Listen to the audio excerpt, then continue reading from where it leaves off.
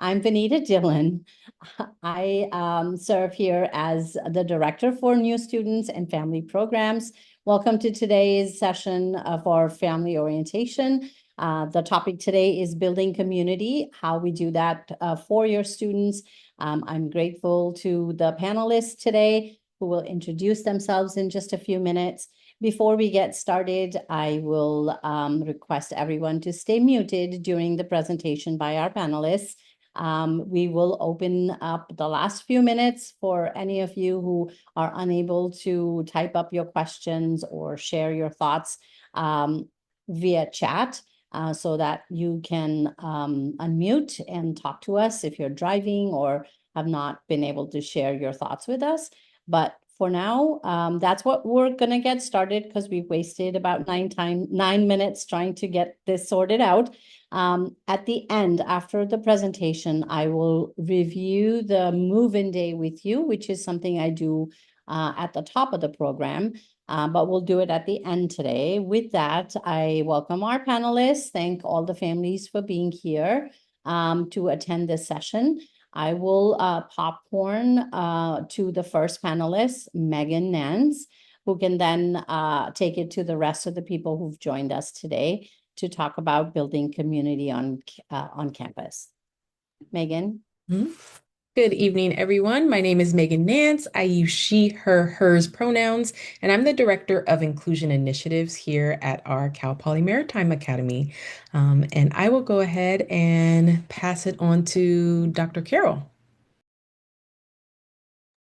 Hello, I'm Dr. Carol Brown. I go by DC or Dr. Carol. I'm the Associate Director of Civil Rights and Compliance. Currently, I'm at the San Luis Obispo campus, but I'm here for you, and then we're going to do a quick intro later on, not right now, of the office. And I will turn to my colleague, Jennifer Ojeda, who I work very closely with. Hi everyone, I'm Jennifer Ojeda. I use she, her, aya pronouns, and I am the confidential advocate from the Cal Poly Safer Department. And Jalen, your turn. Hello, everyone. My name is Jalen Chavez. I'm the coordinator for the Educational Opportunity Program here at Cal Poly Maritime Academy, and I will pass it on to Stephanie. Good evening, everyone. I'm Stephanie Francis. I'm the Director of Career Services on the Maritime Academy Solano campus, and I'm part of the larger Career Services team for the university.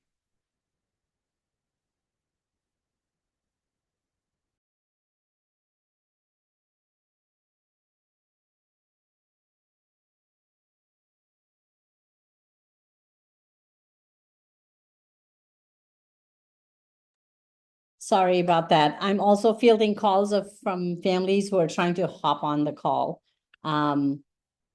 That was round one. If we could speak to how you serve the students and if you have any presentations for your talk today, I have given you access for that. Please forgive me. I might be taking calls and also responding to emails, giving folks the right link. Okay, I will go ahead and kick us off again with doing a little bit more of a deep dive into the Office of Inclusion Initiatives, part of the larger Student Development and Belonging Department on the Cal Poly San Luis Obispo campus. And I will go ahead and actually share my screen. I'm a visual learner, so I hope, let's see if I can pick the correct screen. Okay, and make this bigger. So essentially, can I make this bigger? Is everyone able to see my screen here? Okay, perfect. So the Office of Inclusion Initiatives is essentially all about community care and connection here on our campus. We are fairly in our, I would say, toddler age. We're about 3 years old now, with the introduction of the Inclusion Center to our campus.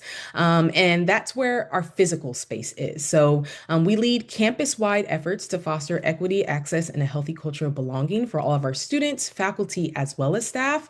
And our physical space, the Inclusion Center, which is housed in the larger building Morrow Cove on our campus. We coordinate all types of initiatives, partnerships, as well as programs and events that intentionally build community, elevate the diverse voices of our students, and make sure that our students just feel welcome and supported, and also just safe and valued. So you can see us here, Morrow Cove. Our hours are Monday through Friday, 9 a.m. to 9 p.m. We open a little bit, we stay open a little bit later just because students like to kind of lounge around. We have couches in the Inclusion Center. We have snacks, we have TV, we have video game consoles, all of those pieces so that students feel as if they can really have a place away from home. In addition to, we have a lot of study spaces in the Inclusion Center as well. So a lot of late night studying takes place there as well. So just giving you a little bit of that information there too as well. Some of the objectives of the Inclusion Center are just about community building, self-advocacy, as well as really celebrating and elevating the community voices. And you'll see a couple of images or pictures of what that looks like on our campus of some of our past programs and events, just so you have an idea of the impact, how we engage and interact with our campus community through workshops, through artistic expression, and more. So those are kind of the key objectives of our office and what we offer.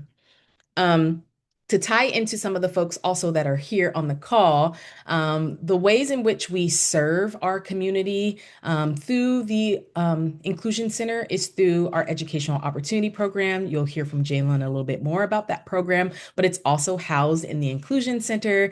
So it's a great way to collaborate and partner on a host of different programs and activities. We do see similar students come into the Inclusion Center, so we have the opportunity to connect with them and provide them with lots of different resources. Our Guardian Scholars program, also information about any of our former foster youth services and resources are also housed within the Inclusion Center. Newly adding some pieces of transfer student support.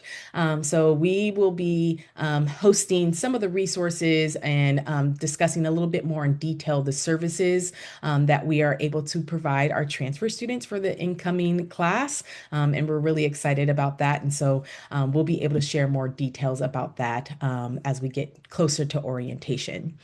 We also have a uniform closet. So if there are pieces that your student is missing potentially from their sea bag or from their uniform kind of, pieces, we have those at the Inclusion Center, and they're free of charge. Students can come in, find their size if they need, a cover or their hat.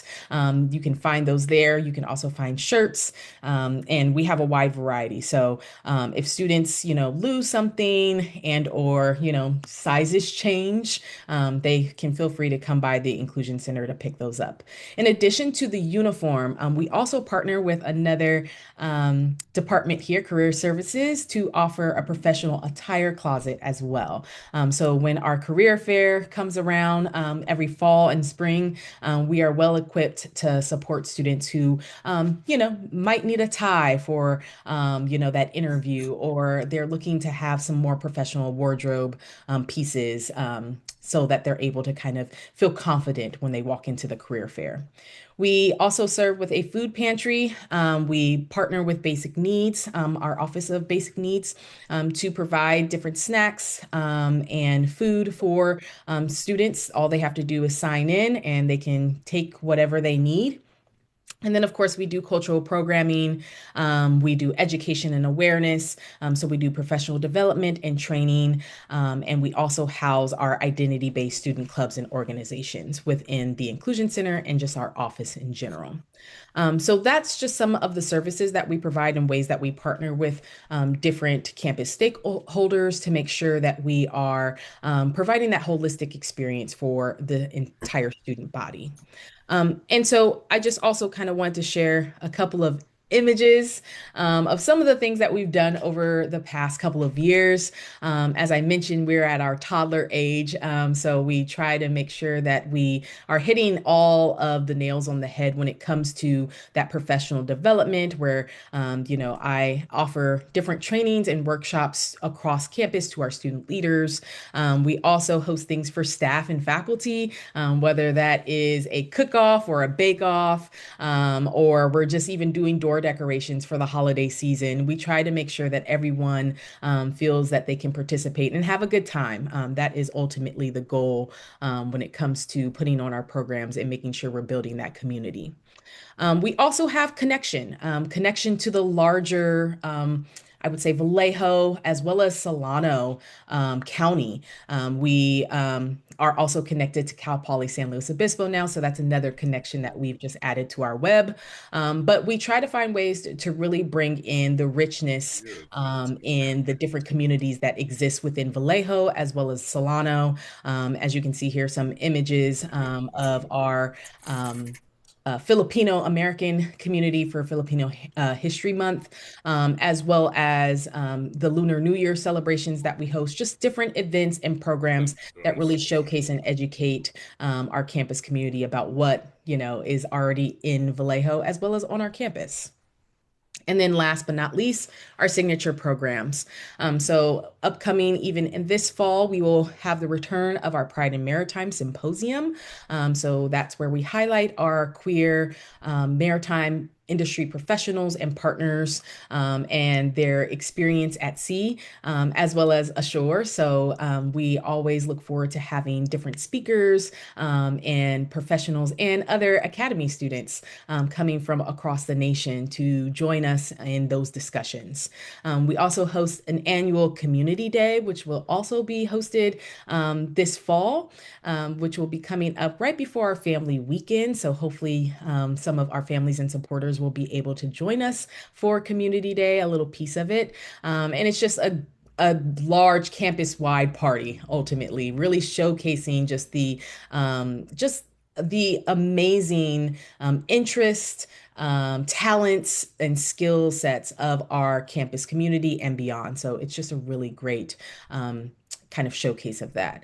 And then last but not least, this is an incorrect, I would say a typo here. We no longer refer to it as our affinity reception, but our unity reception, where we really celebrate the graduates that come from different cultural backgrounds. And we really get to honor and recognize them for their high achievements throughout their time here at Cal Poly Maritime Academy. And so if you have any questions, feel free to kind of reach out to us. Once again, these are outdated email addresses, as we found out from the Zoom link today, that we no longer are using our CSUM email addresses. But if you do send any messages to our CSUM accounts, they will be forwarded to us. So it's not like we won't see them, but we are in the transition of moving over to our Cal Poly email accounts, as well as our Cal Poly accounts across social media, etc. So if you do have any questions, feel free to use this contact information, or you can find us at calpoly.edu. So that's all I have to share with us today. You like me to popcorn over to some? Okay. I'll go ahead and popcorn back over, same order, to Dr. Carroll. She probably started. Hello, let me get my shared screen up. And I am from the beginning slideshow. It's always a thing with me. Where's the button that says from the beginning?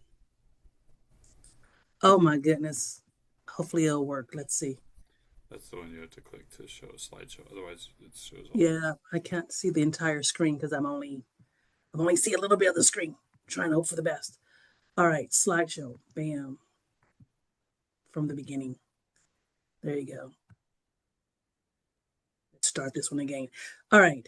Thank you for entrusting us with your student.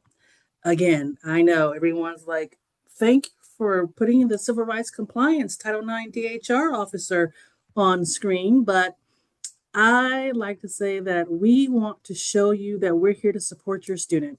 And when you drop your student off at Cal Poly Maritime Academy, you can be assured that there's a place for them to go if they feel that they have been discriminated against, harassed, or aggrieved in any way. And so I am the Associate Director of Civil Rights and Compliance. I'm the only person at the Maritime site, but I work with an office, I'm in Solano, in San Luis Obispo right now, an office of about 7-8 people.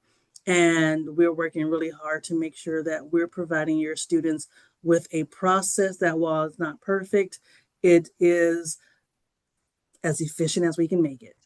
So let's see if I can get this to work. All right. If you need to step away from this, I'm not going to try to shock you with any of, the things we don't want to talk about at this first meeting, maybe a second meeting. You can, I'm always free to talk about anything you want to, you just met each other. But if you need to step away, feel free to step away. The CSU is covered by the Civil Rights Compliance Office. We are under the CSU non-discrimination policy. And this is a policy that's not just specific to Cal Poly Maritime Academy, but the entire CSU campuses, 22 campuses is covered under. Who's it covering? Students, faculty, staff, third parties, anyone who is on or affiliated with the Cal Poly family or on the Cal Poly campuses. We're covering discrimination, harassment, sexual misconduct, a lot of different behaviors that, and I like to say that it's unwanted. And you're saying, well, okay, fine, they run to you.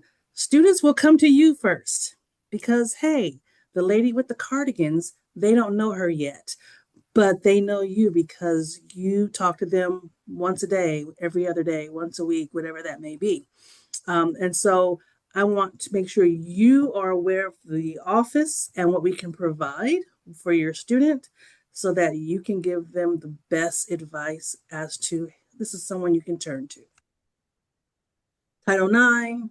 Right now, our Interim Director of Civil Rights and Compliance DHR officer is Lauren Daly. She's also our VP for University Personnel. So I have the ear of like the top person right now.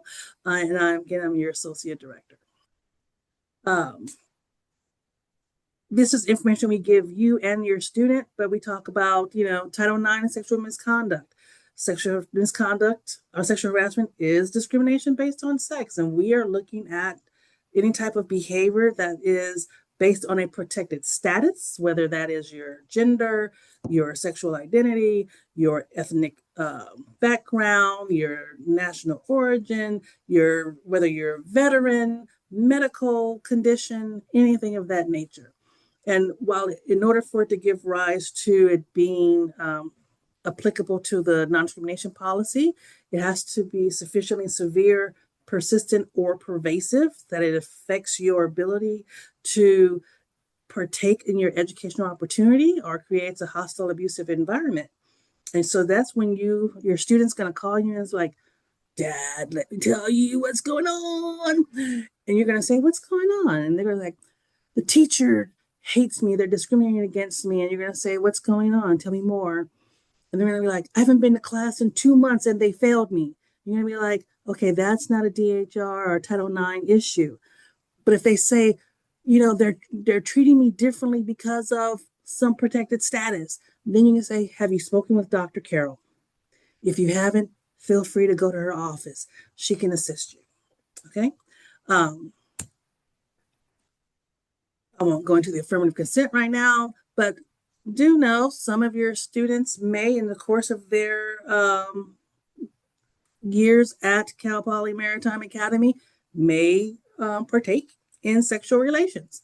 We are a state of the affirmative consent where it's voluntary, given without threats, force, or fraud, given without intimidation, coercion, can be revoked at any time, must be at least 18 years old. I always emphasize that in the trainings when I have with the students, and that individual is not incapacitated in any way. Jennifer Ojeda will talk more about this in her conversations with your students as well, but we like to put it out there. We talk about alcohol and consent. I've been here at the San Luis Obispo campus for 3 days now, and we've been having the families come, doing something like this, but it's in person. And I have to say, I'm very impressed with the assistance Cal Poly has for students who may be struggling with issues of drug and alcohol related situations and concerns. But for our office, we're looking at alcohol and its role it plays in consent. I talk about this with your student as well.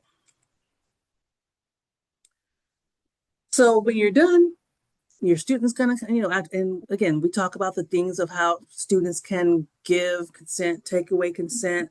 I'm very open. So tell your student if they want to come and just really dialogue with me, role play, whatever, in order to make sure that they feel comfortable saying no, revoking no. I'm here for that, and I want to make sure that your student feels equipped to negotiate and navigate the social spheres that they run in.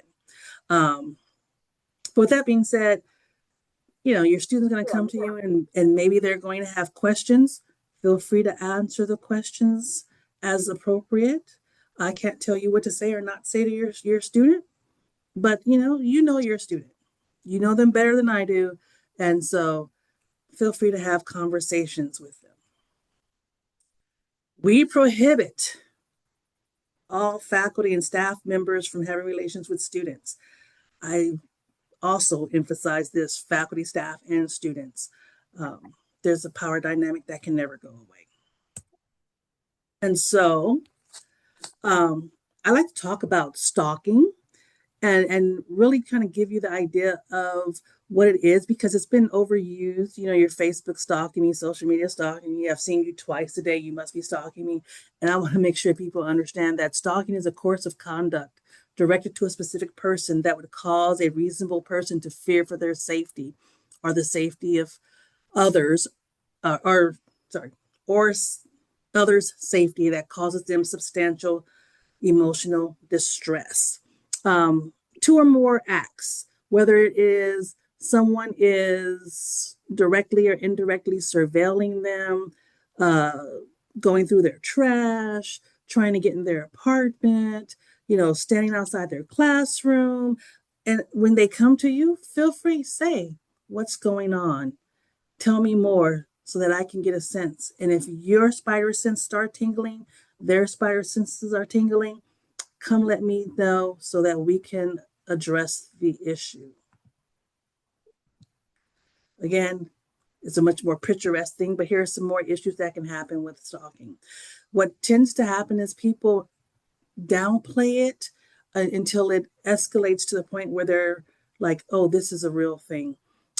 If they feel uncomfortable, let me know. I can have an educational talk with the other party or other parties and really try to nip it in the bud. So what happens when you reach out to us? We're going to get a report. We're going to send an outreach email to you saying, please come in and talk with us. My colleague here, Christina Tutch, she interviews and does intake with students. I do the intakes with faculty, staff, and the students at the Maritime campus. We offer supportive measures. You let us know what you would like to have happen. Do you want it investigated? Do you want an informal resolution? Do you want us to hold on to it just in case and monitor the situation? Do you want an educational talk with the other person? I ask, we try to do what the other person would like to see happen, unless it is a danger. The person and the situation they describe to us is a danger to themselves or the larger community. If we're doing a formal investigation, it would move to a hearing from a neutral third party. And so again, we're at the Solano campus. And then currently I'm at the San Luis Obispo campus. So the email moving forward, no longer the CSU email, is the kirko@calpoly.edu.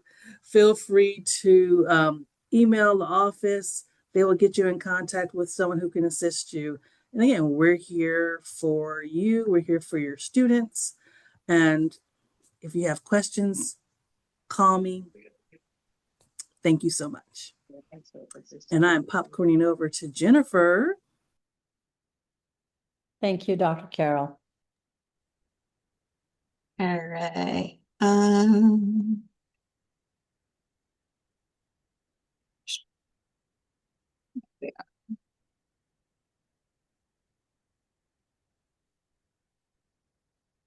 Okay.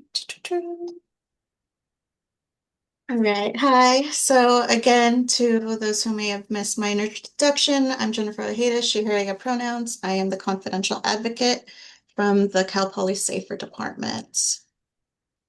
So SAFER is the prevention, education, and confidential advocacy resource for sexual assault, intimate partner violence, domestic violence, stalking, sexual exploitation, and harassment.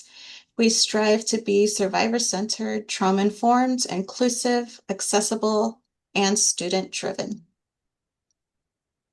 So one thing I do want to highlight is that when a student comes to an advocate, they're not coming to make a report or initiate an investigation. They're coming to be heard out. They could share as much or as little as they want. And then we explain what their rights and options are. And together we make a plan to make sure that the student can continue to be safe and successful while they're here on campus. If they do choose to report, I can accompany them to Title IX or law enforcement meetings. I can go to legal or medical appointments with them so that they're not alone throughout that process. There's no threshold to meet with me, so they don't have to expect it to meet a legal or policy definition. They can meet with me regardless. They can make an appointment by going online, calling or texting me, emailing, or simply walking to my office. My door is always open to students.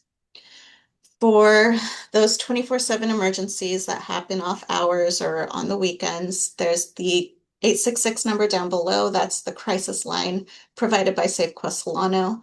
I highly encourage the use of that just to make sure that students don't just wait to receive support. So while I am the only advocate physically present on campus, we do have 3 other advocates over at the SLO campus. So if they do need, support from someone else, they are more than welcome to do so. Okay, so how can you support your students? Check in regularly, asking them about their friendships, relationships, or any roommate dynamics. Continue to offer unconditional support and let them know that no matter what happens to them, you'll be there for them. Reaffirm their values and the fact that they themselves are valuable no matter what. Believe them and listen to them without judgment. Remind them of their resources. It's easy to forget that you have a network of resources, and it's easy to feel alone and isolated, but remind them that they do have a community here on campus. And of course, continue talking to them about relationships, consent, boundaries, things like that. And another simple way to remember how to support students is you can talk to them. I love this acronym. So thank them for telling you and ensure that they're physically and emotionally safe. Ask them how you can help. However, focus on empowering them and making sure that they're the one making the decision. Listen without judgment, so interrupting victim blaming and continuing to be trauma informed. And keep supporting them, whatever that may look like. They might need more support in the beginning, or they might need some space. Just continue to ask them how you can support them. And of course, remind them that they are not alone on campus, that they do have resources to reach out to. And if you need sort of help as to how to begin those conversations, Sabre has a toolkit for parents. It's that QR code that you see on the screen right there. So you're more than welcome to scan that. And of course, you're also more than welcome to come to me for any questions. However, I do want to say that I am confidential, so I will not answer any questions about a specific student. I will not even confirm or deny that they've been to my office. I will simply tell them, or I will simply tell you, thanks for reaching out to me. Please share my information with the students so that they can receive the services that they need. So just a little heads up on that, and my confidentiality. So I will go ahead and stop screen sharing so I can popcorn back over to Jalen. Thank you, Jennifer. Okay. So let me see. Just a moment. So as I introduced earlier, my name is Jalen, and I am in charge of the Educational Opportunity Program here at Cal Poly Maritime Academy. And let me just get this up really quick. There we go. So, oh, there we go. So the Educational Opportunity Program, or EOP, just for short, is a student-oriented support Evan, program. Evan.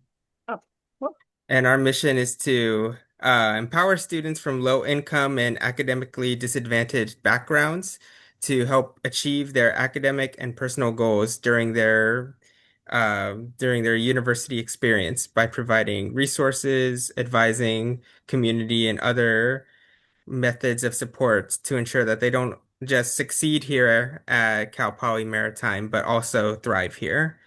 The EOP program exists on all 22 CSU campuses, and all of us are connected, so we all are in conversation with each other and help share resources. And that is especially true for us, as we also are in very close collaboration with the EOP department located on Cal Poly SLO's campus.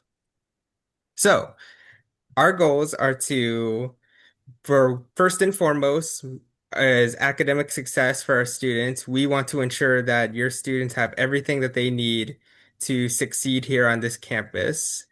Um, we accomplish this through offering a peer mentorship program with students who are already in the EOP program, who are upperclassmen, and help first generation students or first time students with transitioning from high school or community college into Cal Poly Maritime Academy and ensuring their first year starts off strong.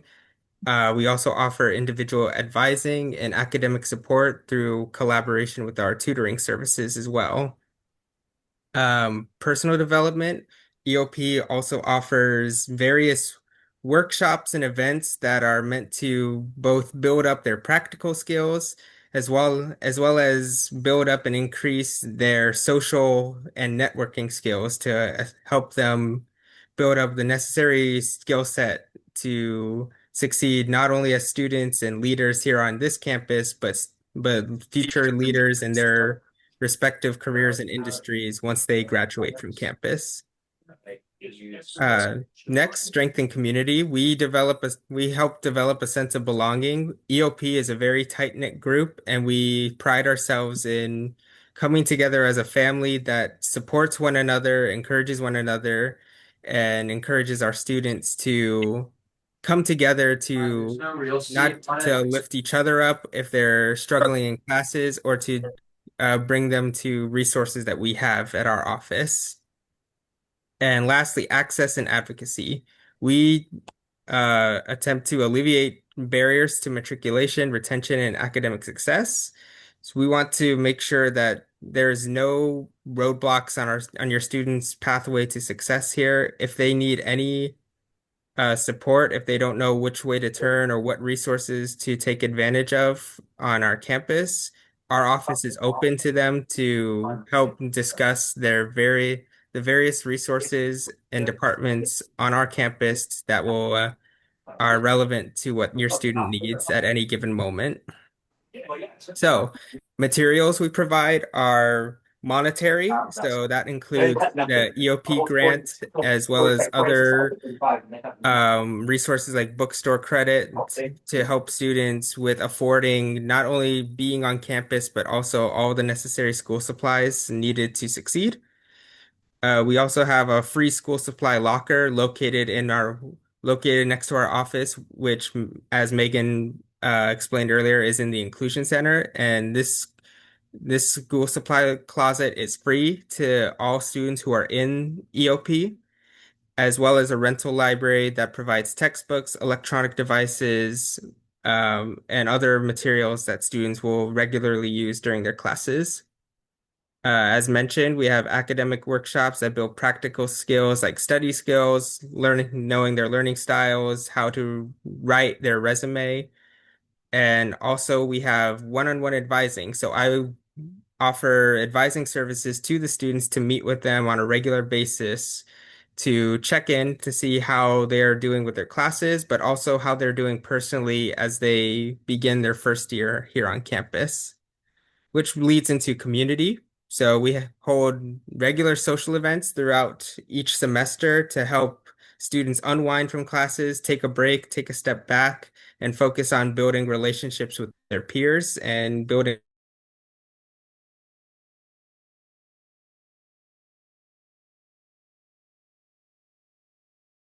their social skills as well. Summer Bridge program that takes place the week prior to Cal Poly Maritime Academy's orientation. And our goals here are for helping to transition students into higher education, networking, connecting these new students to not only one another, but also ahead of time with EOP staff, as well as other staff and student affairs, as well as faculty and community, making sure that they have a strong social foundation to rely upon once the school year begins, uh, so that when they have any troubles, they know that they can come to their peers or they can come to EOP for any additional support. So just some brief facts. How do you apply for EOP? Students generally apply through the Cal State Apply system, but since that has passed, if you are interested and eligible, we still have a link that'll take you to a online application form, and we can help you get set up if you are interested in joining EOP prior to the beginning of the fall semester. Past the fall semester, students can no longer enroll in EOP. It is only for first-time freshmen and first-time transfer students that are starting their first semester here at Cal Poly Maritime Academy.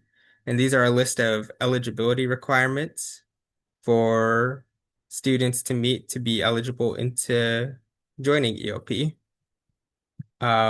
Lastly, I just want to share, like, if the best way for you to support your student is to remind them that there's no shame in reaching out to our office for any support. As a former first generation student myself, I know it can be pretty difficult and intimidating to ask for help, with people expecting you to know the answers once you reach campus and to just hit the ground running. But I want to assure you that the best way to help your student get started is to assure them that there is no shame in reaching out, asking for help, taking advantage of resources. And I hope to be able to collaborate and partner with them going forward. And I'll pass it on again to Stephanie. Thank you for your time. Thank you, Jalen. If you wouldn't mind, could you share the link where students can check out or families can check out where they can still apply, or your email address so they can reach out? Yes. Thank you. Yes, I have shared my email address in the chat, and I'll also include the link to our application form in the chat as well. Okay, I would share the email again because people who joined in a little late because of the link issues may not be able to see what was there earlier. That's true for all the panelists. If you wouldn't mind resharing your contact information, that'd be amazing. And thank you so much, Stephanie, for your patience. You have the floor. Well, it's always interesting. Typically, the career services office is usually the one to be the last to present because we associate that with the culmination of the college experience. However, it's really important that is the first thing that students are thinking about when they come to campus, because often there is a myth that, oh, I don't need to work with career services until I'm about to graduate. Those who begin thinking about the career development process get exposed to the services, the resources, the guidance, coaching that we try to provide for the students are well positioned to, what I have here is the title here, empower themselves to steer their own careers. So that when they get ready to graduate, they are selecting rather than relying upon who's given me an offer. That's what we want for your students.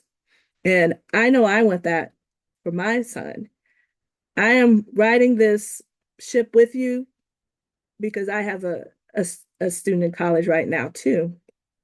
And so many of the things I may suggest for you are things that I've been, you know, guilty of doing myself, even with all my experience and, knowing and coaching others about this. But we're all parents and we all want to just see our students succeed. So I understand. But I want to start with just showing you this graphic that really illustrates our approach to career services and your students. It's the career development process. It's not just about helping them with a resume or helping them find a job. That's really one of the other myths about a career services department. And they only just, help you with a resume, maybe put on a career fair. We are about starting from every point of this process with your students, helping them understand their strengths, their assets, helping them explore what the world has to offer, helping them gain some experience that helps give them some way to reflect on and inform what they want to then next decide to do to prepare themselves to go after whatever their career may be. And then to keep that lifelong and continuous learning, which develops. I know we've all kind of been there. So this is the framework with which we provide our services, how we work with your students, and how we also work with all of the partners who spoke before me. We are involved in any way that we can because those areas, it's an important way for us to reach all of the students and make sure that we're providing this information and supports in any way that we can. So this gives an idea. These are some of the resources and ways that we try to bring that career development process to your students. We have a number of career development workshops, and we offer one-on-one advising to all of our students. We're a residential campus, and students can walk in, they can make appointments online, and they can always attend workshops on a variety of topics, from resumes to job research, interviewing, elevator pitch, networking, any career question, and even if it's not what they think of a career question. We also have a number of great technology resources, ones that I never had back when I was in college. We have a really dynamic job and what we actually call a career management system, because employers are posting jobs, internships, opportunities. Students can actually manage a profile with their resume, with they can keep track of the jobs that they've applied for, that they see. They can customize and share a profile. We also have a couple of tools. I'll just mention a big resume, big interview, that help them on their own at any time, be able to kind of to practice and kind of hone those skills. And of course, we have advisors, and not only the team that you see here on the screen, but also now that we're part of Cal Poly, we have a whole career education team there that can also provide support. We try to do as best we can to bring as many employer connections, graduate school, any career-related organizations, professional associations to campus or into these technology resources, so that your students will have the tools to go out and connect, and hopefully the confidence, and we try to build that.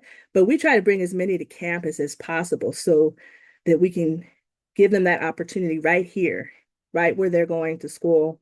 And so we have industry career fairs of 100 or more employers, info sessions, employers that will talk about specific career pathways, career opportunities, internships. We also help and support a lot of the industry tours and efforts for students to be able to go to professional conferences, and join professional associations and be able to access those. We also manage the academic internships and co-ops. And so this is, we're a unique campus that understands that a student is twice as likely, a graduate is twice as likely to land the career track job of their choice if they have done an internship.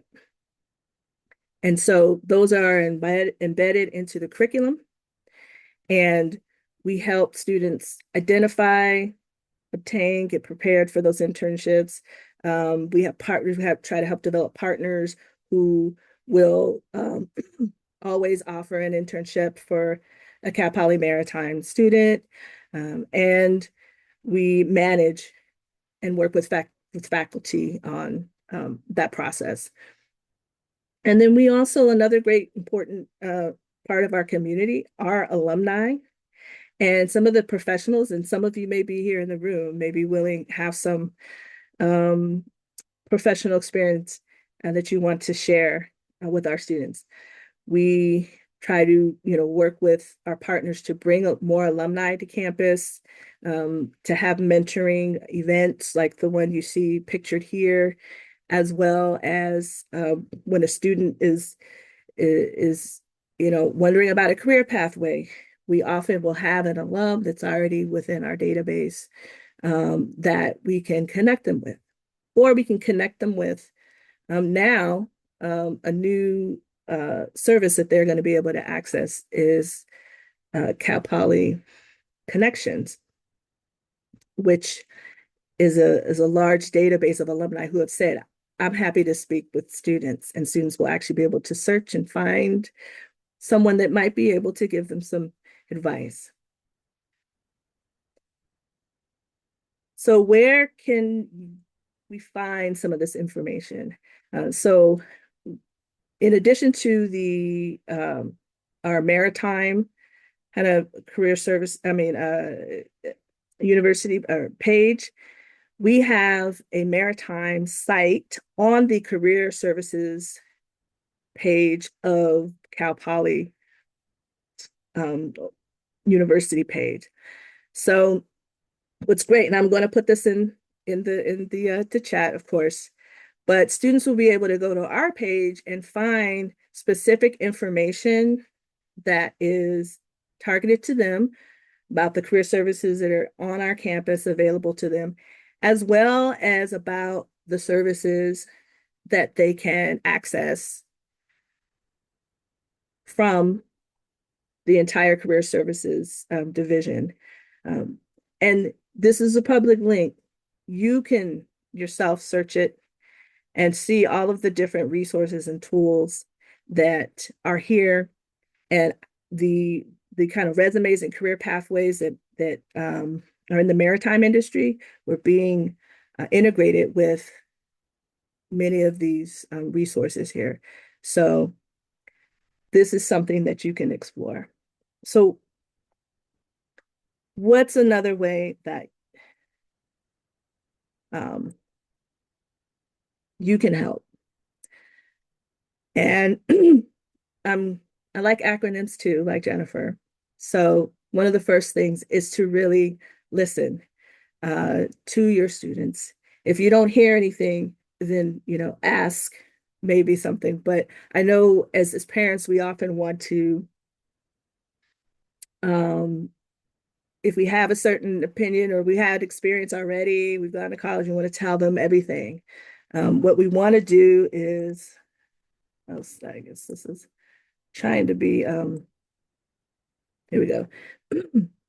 Listen and really kind of try to hear what your students saying about their experience. We sometimes get phone calls and from parents that, will say something to us or ask something of us, and that we, usually we can only give them public information, but the students will have said something and talked to us, and it's completely different. So we want to make sure we're listening to our students, and then we're empowering them with, even the information that we've shared here with you. I'm sharing this information because we want you to know too. And you can ask questions like, well, are there any workshops that have happened, career services workshops that you've been able to go to? Tell me about it. And if you find that they are not accessing our resources or these tools that we have, then that's a way to open their mind to, and even find out if there are other barriers that they perceive are, keeping them from participating in accessing these resources. Because one of the things that, is unfortunate across the country with career services at colleges is that we're really underutilized. And it's primarily because we are not, we're one of the extracurriculars, but we want to encourage you as a parent to not, necessarily, tell your student what to do, but to help them advocate for themselves, to inquire, to access these resources. As you can see, the acronym here actually spells let, if you listen, empower, and trust. So we're letting, but we're also empowering them. With that, I look forward to seeing students, serving them, and seeing them in wonderful, successful careers. Thank you, Stephanie. I appreciate your patience to go last and sharing your wonderful presentation. We are at time, and I want to be very respectful of everyone's time.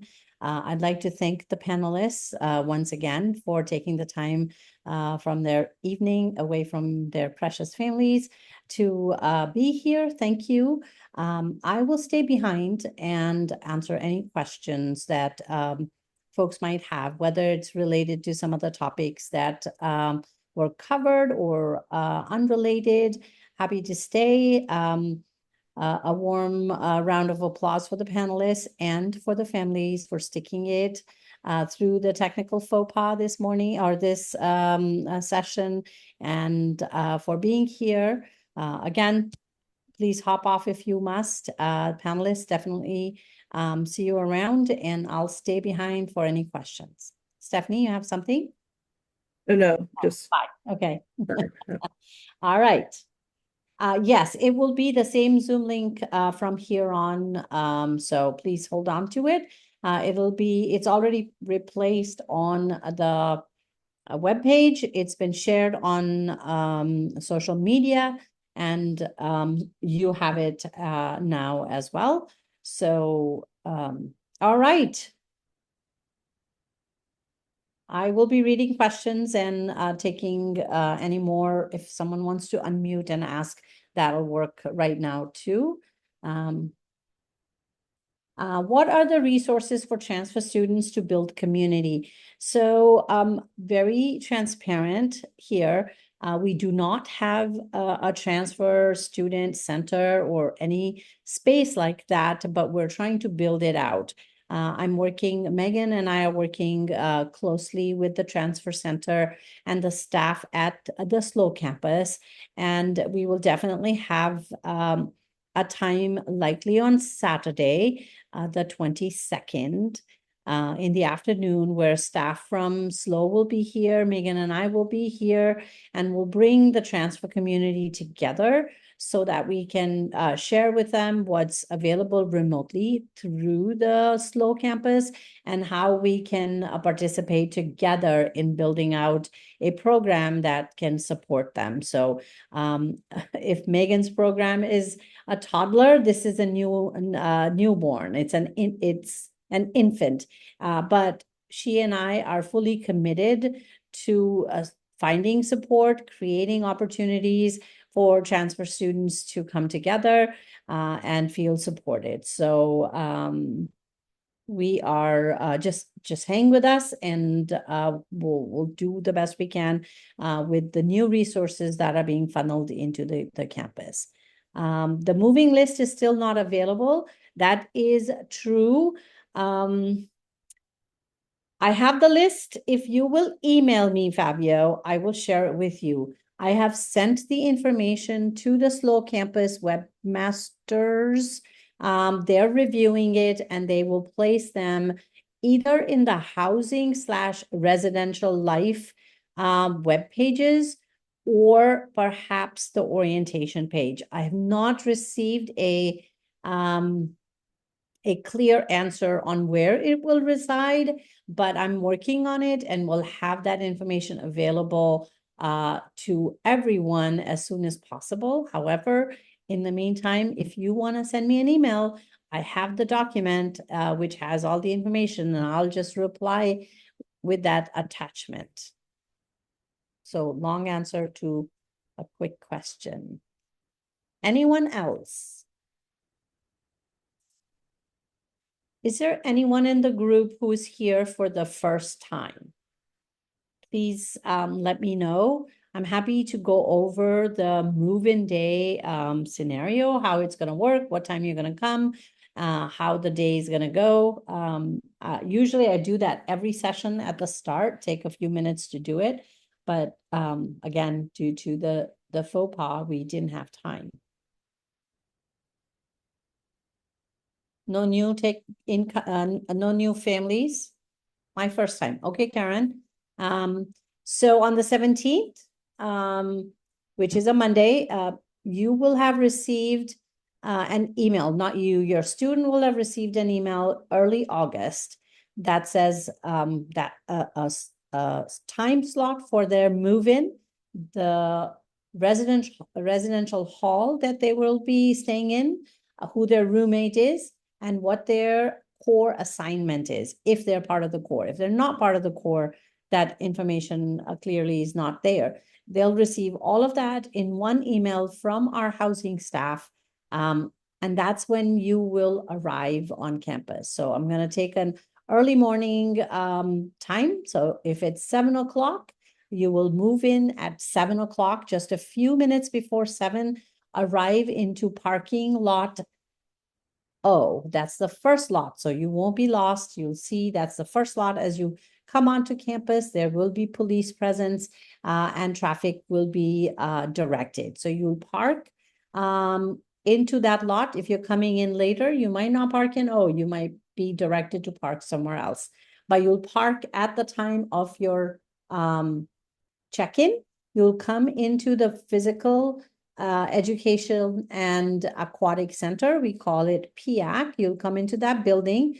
And once you're in the building, there is a check-in desk. Your student will check in there. They'll be given a room key, they'll be given a welcome bag, and they will be guided to a part of that building where they can pick up their uniforms. They'll be given a bag, they'll fill it up with 2 sets of khakis and an overall and hats and caps and things that are all part of their uniform.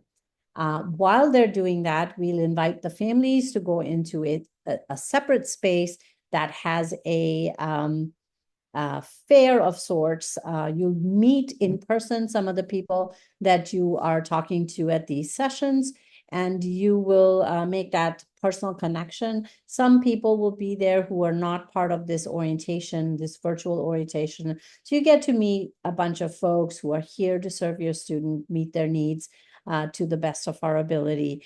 We try and create a festive kind of an environment for you to enjoy some hospitality. There'll be coffee and pastries, and we'll be, bright-eyed and bushy-tailed to welcome you.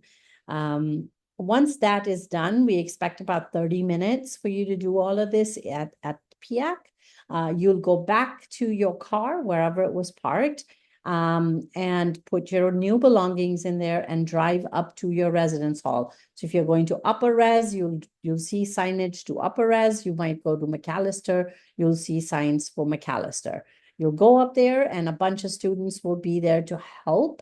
You unload your car and take your belongings in a very efficient manner to the room assigned to you. The person who's driving the vehicle will not be able to leave their car. They will just make a U-turn and leave the residential hall, and they will go park somewhere on campus. Please talk with each other and know how you're going to catch up meet back up again. You will park wherever. There are going to be shuttles driving around. These are white vans that will take you from point A to point B. So if you wish to come back to the res hall / dorm, hop in one of those vans and they can drive you to the res hall. You can also take stairs. There's at least 125 of them to any given res hall. Or you could walk it. So you'll have all those options to get back to the res hall. Perhaps see your student's room if that's what you need to do, or you could hang out on lower campus and your student and the rest of your family can meet back. Your family that is in the room can also get in the moving shuttle to get back to lower campus or to wherever your designated meeting spot is. Once all of that is done, you might have some time to make a Target run or go to the local grocery store, get any last minute things that you might have forgotten or realized you need. And at 4 o'clock, we invite you to the quad, which is where families will go into Rizal Auditorium to for a brief welcome with our leadership and the students. If you're part of the core, you will be at the quad learning how to get into formation. And if you are a traditional student, you will be meeting with orientation leaders for a quick icebreaker, get to know who you're going to be spending the rest of the week with. And at 4:30, we gather back up at the quad and have a capping ceremony as well as a compass ceremony. The compass ceremony is to bring into our fold the traditional students. They're handed a compass by a family member who steps in front of them. That's just a symbolic ceremony to mirror the capping ceremony for the Corps of Cadets, where a family member will step in front of the student in formation and put a cap on them. It's just, again, a symbolic ceremony to start the student's journey at Maritime. After that, we invite you to a dinner. As you registered for orientation, there was an opportunity for you to select having dinner with us. There will be live music. There will be food at the dining center. You'll walk through the dining center just like your student, grab some goodies, come out onto the waterfront, listen to the music, watch the sunset. That's your time to engage with your student before you leave them, and meet other families. It's a great time to forge some friendships that might become that might be helpful later when you have to get yourself to or the students have to get to the airport or find rides during breaks. So get to know other parents. It's a really cool opportunity to do that. Some staff and faculty might sprinkle through the event, and you might have an opportunity to say hello to faculty, some leadership, some of the staff will be there. It's a fun evening. Once that ends at about 6:45, we will request your students to go to the auditorium where they're meeting with the Res Life staff. And that's, so if you're not having dinner with us and going out on your own, we request that you bring your student back to campus by 6:45 so they are not late for their first meeting. That's kind of how the first day will go. We are working on potentially giving you the option to come back the next day for breakfast with your student. I will let you know that before the end of these sessions, if that's worked out or not. It's likely going to. That'll give you an opportunity to make sure that their first night went well, they have no issues, they can let you know how much they'll miss you, all that good stuff. That will likely happen. But that would be the final time you'll see a student. After that, they have a really rigorous week of orientation, starting as early as 7:20 for the core and ending with dinner. And then after dinner, we'll have some fun things for them to do, because most of the day will be pretty much sessions on what they need to know about being successful at Maritime. That's the first day and the second day. If you have any follow-up questions about move-in, feel free to email me.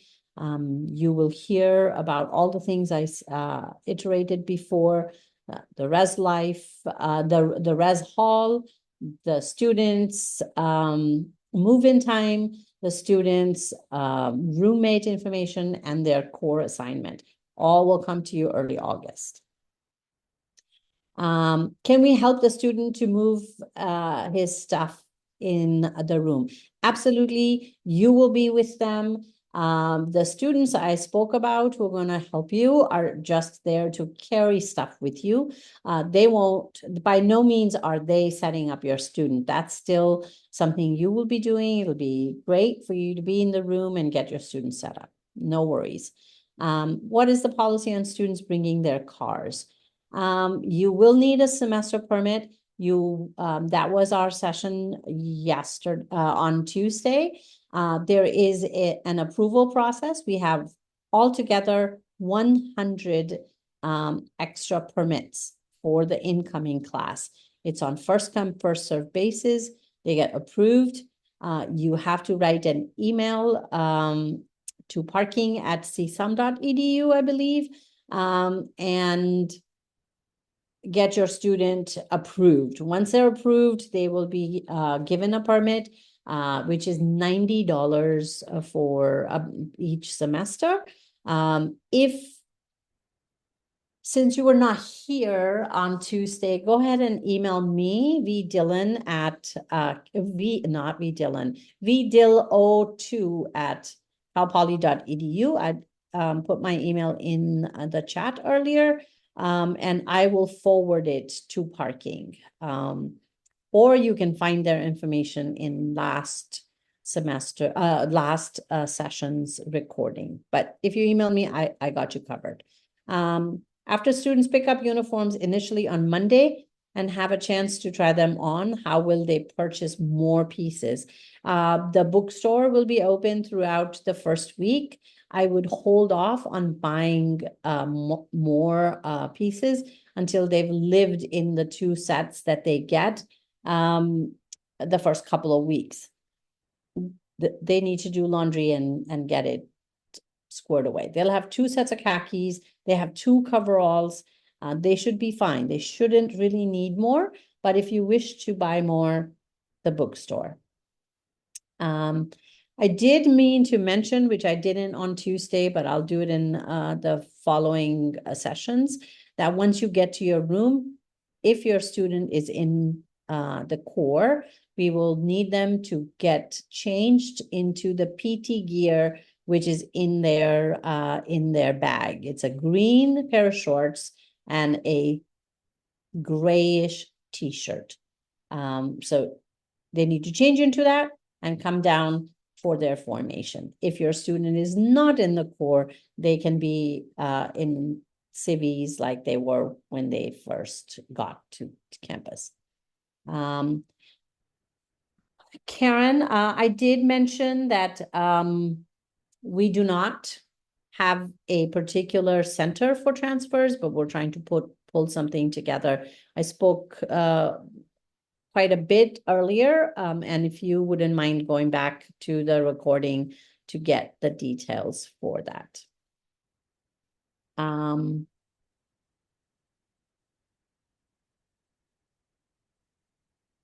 All right, I don't see any more questions popping up. There's still 16 of you on the call. Let me know if you have any more.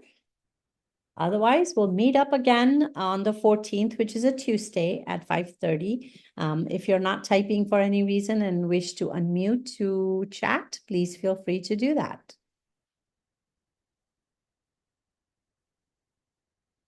You are very welcome, all of you. If you think this is helpful, it makes my heart grow. I'm glad that we're able to do this and get to see some of the names, and I look forward to meeting you in person. Where are the links posted to these Zooms? So I did. Give me a second. I will add that link of the web page where these recordings will be posted.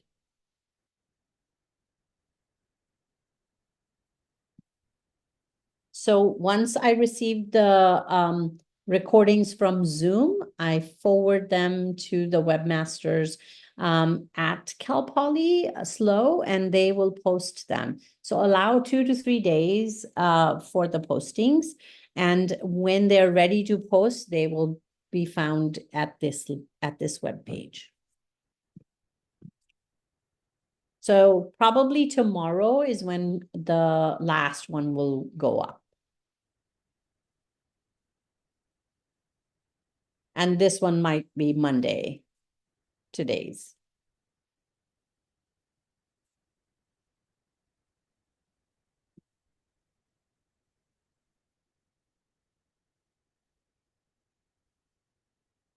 All right. I appreciate you staying late. I appreciate you joining us. Thank you again. And we will see you on the 14th, Tuesday at 5:30. I look forward to it. Have a nice evening. Bye-bye.